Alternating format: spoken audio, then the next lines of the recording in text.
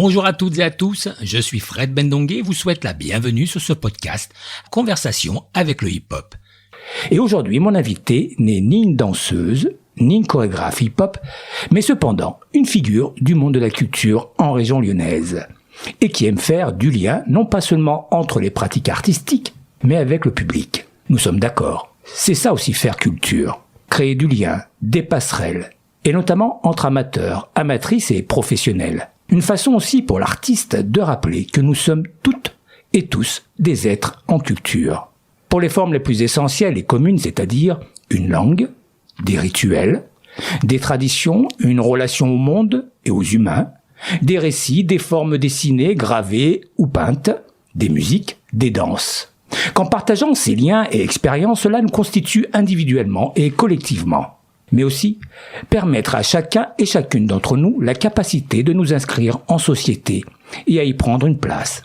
C'est là aussi qu'intervient la transmission d'un art, qu'il soit de la rue comme de la scène, le théâtre. Et c'est également là que se situe l'artiste que j'ai le plaisir de recevoir. La metteur en scène taharienne, j'ai nommé Françoise Kazil. On the wheels of steel he is.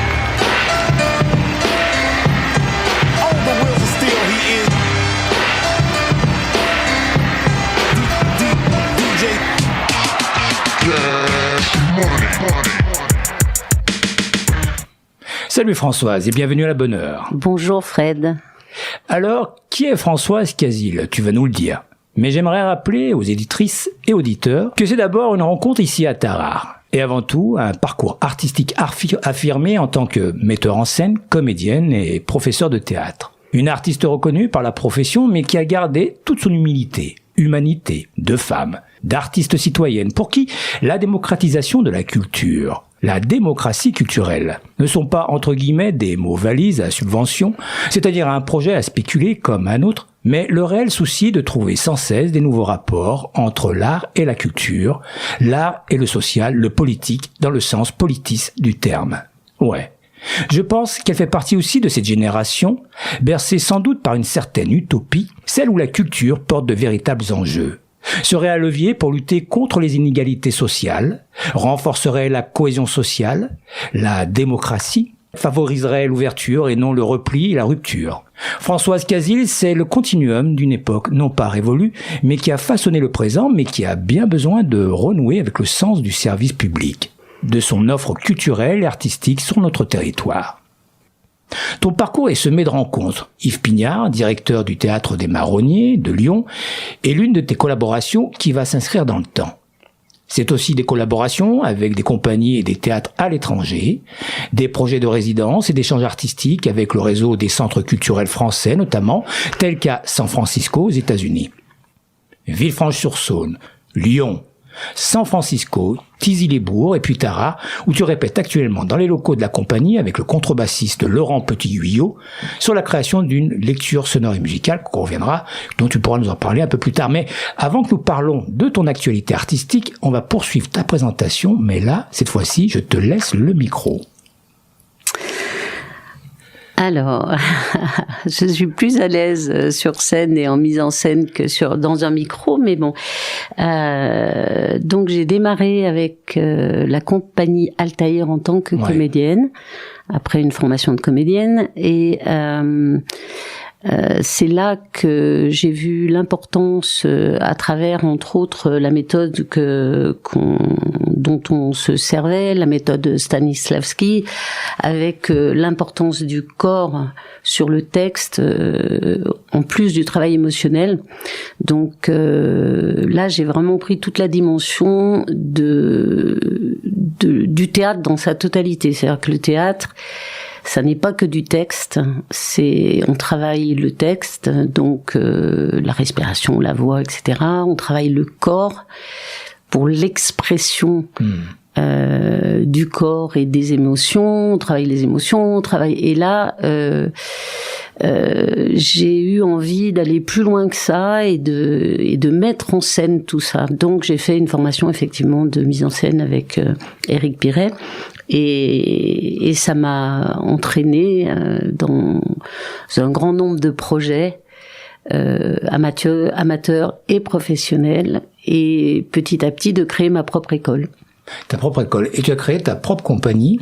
Oui. Qui s'appelait la Compagnie de Lune. Qui s'appelle la Compagnie de Lune. Oui, Pavé de Lune, Pavé de Lune, c'est une compagnie avec laquelle j'ai travaillé également, mais ma compagnie s'appelait la Compagnie de Lune. La Compagnie de Lune, ouais. L''UNE, c'était mon côté un peu féministe. Ah oui. Et donc voilà. Et dans cette compagnie, j'avais des cours des tout petits, on va dire presque de 7 à 77 ans ou de 7 à 97 ans.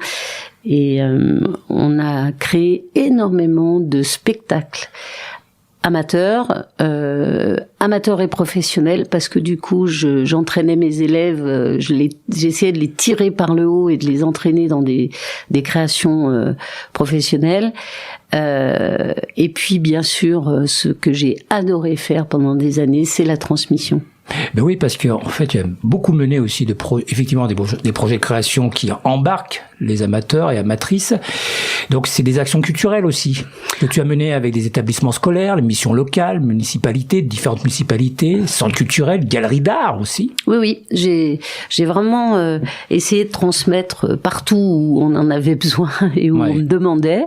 Et c'est vrai que j'ai travaillé avec des collèges, avec des lycées, avec des missions locales, dans des galeries d'art, tu as raison. Et j'ai entraîné vraiment tout. On avait une équipe incroyable. La compagnie, c'était une vraie famille. J'ai eu, je crois, jusqu'à 70 élèves, quelque chose comme ça. Ah, quand même. Et du coup, c'était vraiment... Et certains, donc, sont partis dans les grandes écoles, effectivement, l'ENSAT, les cours Florent à Paris, la Seine-sur-Saône à Lyon, enfin différents lieux, conservatoire aussi, conservatoire de Lyon, et je peux dire que plusieurs de mes élèves sont devenus aussi ce que j'appelle les semi-professionnels, c'est-à-dire des gens qui ne peuvent pas vivre de leur art, donc qui ont un métier à côté, mais qui ont une capacité et des qualités aussi bonnes que des professionnels. De 2000 à 2006, tu animes des ateliers au théâtre Pêle-Mêle à Villefranche, toujours à Villefranche-sur-Saône, avec ton équipe de professionnels, comédiens, régisseurs, danseurs, musiciens, scénographes, maîtres d'armes. Peux-tu nous en dire un peu plus? Oui, c'est-à-dire que, voilà, moi c'est ce que j'appelle les arts frères, c'est-à-dire que j'adore le partage. Le théâtre peut être un théâtre uniquement de mots, mais j'aime travailler en équipe avec des musiciens, avec tout ce que tu viens de dire. J'avais une scénographe exceptionnelle, avec beaucoup de talent, Christine Leblanc. J'avais un régisseur, et effectivement le maître d'armes. J'avais, sur une année dans mon école, j'avais créé j'avais embauché plusieurs talents vraiment différents, donc entre autres un maître d'armes, parce que dans certaines pièces on a besoin de tomber ou de se battre, mais aussi de tomber. Donc, il donnait des cours pour apprendre à chuter sans se faire mal, etc. J'ai travaillé avec des musiciens qui venaient apprendre le son, l'ouverture à la musique pour les élèves. Bien sûr, des chorégraphes. Enfin voilà, et chaque fois que je rencontre quelqu'un, j'aime bien, dans la mesure où c'est quelqu'un qui correspond à mes valeurs et à ma forme d'enseignement, j'aime bien partager. Je trouve que c'est important. Ta relation, en tout cas, avec Villefranche-sur-Saône est très importante quand même. Hein. Oui, j'ai vécu une bonne trentaine d'années à Villefranche avant d'arriver à Tarare. Et du coup, oui, le théâtre Pêle-Mêle, c'est un petit théâtre qui est super, une 50aine de places à peu près. Je crois que j'ai démarré tout de suite, la première année, je crois, après sa création, et j'ai donné des cours là-bas pendant plusieurs années, peut-être 7 ans, quelque chose comme ça. Et puis derrière, donc la direction a changé, donc c'est là où j'ai monté mon école. Mais je continuais à la fin de l'année de louer ce petit théâtre toute une semaine, et on faisait les répètes générales tous les jours, et lundi, mardi, mercredi, jeudi, et à partir du vendredi jusqu'au dimanche, on enchaînait les pièces avec les élèves, et c'était plein tout le temps, et c'était vraiment une super aventure. Mais le théâtre pêle-mêle continue là à tourner, et c'est bien parce que c'est un petit théâtre de poche qui permet à des artistes, des artistes qui ne sont pas forcément des artistes connus et célèbres, de proposer leur projet et leur spectacle. Et puis, comme c'est un petit théâtre, ce sont des prix plus avantageux pour que tout le monde puisse y aller. Je trouve ça vachement sympa, quoi. Pendant 3 ans, Françoise, tu écris et mets en scène Le Monde en Place.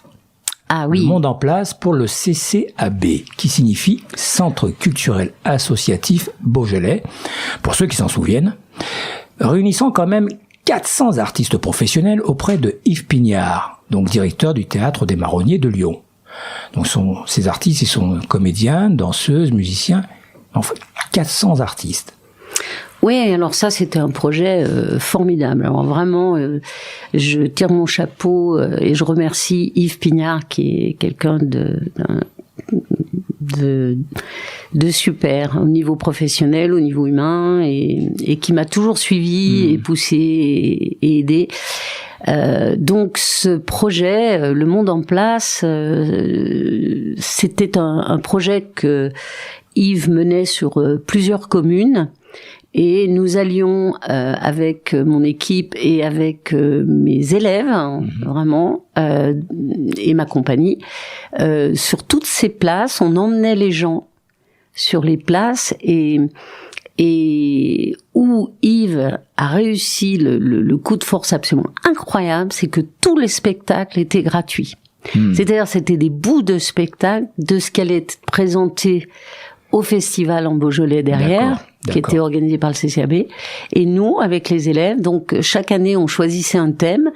Ma scénographe faisait tous les costumes. Une fois, on avait même des vélos avec des ailes. Enfin, on prévoyait tout ça, et on passait de place en place pour annoncer ces spectacles. Et voilà, et ça se terminait par le festival en Beaujolais derrière. C'était une aventure absolument incroyable et formidable, et on a drainé un nombre de gens incroyable. Et puis ce qui avait de génial, c'est que Yves emmenait la population même dans des quartiers extrêmement difficiles ou compliqués de Villefranche, et on a fait danser les gens dans les quartiers difficiles. C'était vraiment une aventure formidable.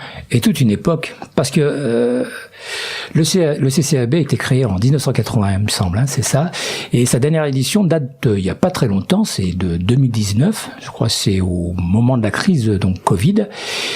Si je me trompe pas, c'est la fin d'un festival, comme tu dis, en Beaujolais, sans oublier les multitudes d'actions culturelles qu'il a menées, pour toutes les générations, en fait, très intergénérationnelles, qui a permis à beaucoup d'élèves de découvrir et de pratiquer le théâtre, la musique ou d'autres activités artistiques. Et ça, dans le cadre de partenariats aussi avec les écoles, les collèges, les lycées, les établissements de formation technique, de santé. On peut dire, Françoise, que certaines communes, voire communautés de communes, récoltent aujourd'hui un peu le fruit du CCAB. Bah oui, sûrement, bien sûr, parce que c'était une aventure formidable. Et puis il n'y avait pas que ce que je viens de vous dire. C'est-à-dire, moi, j'ai parlé de mon école, mais effectivement, les communautés, la communauté de communes, toutes ces communes ouvraient bien sûr le projet à tout ce que tu viens de citer, les élèves, les collèges, les lycées, etc. Et ça a drainé une population absolument incroyable, un grand nombre de professionnels, effectivement. Moi, tu parlais de 400 artistes professionnels. La dernière année, je crois qu'il y en avait 450, et il fallait gérer tout ça. C'était une aventure multidisciplinaire et extrêmement enrichissante. Donc forcément, ça a laissé des traces. Et c'est dommage que ça se soit arrêté. Mais bon, Yves avait décidé donc de donner le flambeau, et puis derrière il y a eu le Covid, etc. Qui a aussi impacté aussi. Sûrement, et du coup voilà, le CCAB malheureusement s'est arrêté, mais c'était vraiment une très belle aventure. Même si peut-être il devait s'arrêter tôt ou tard, mais en tout cas, ça l'a un petit peu précipité, en tout cas, Sans doute.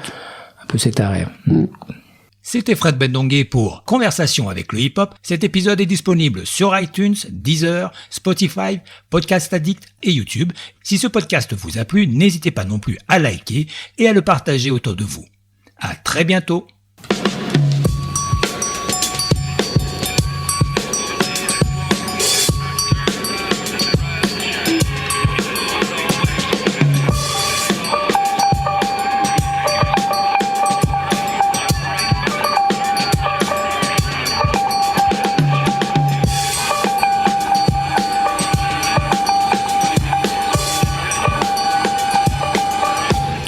That scratching is making me itch.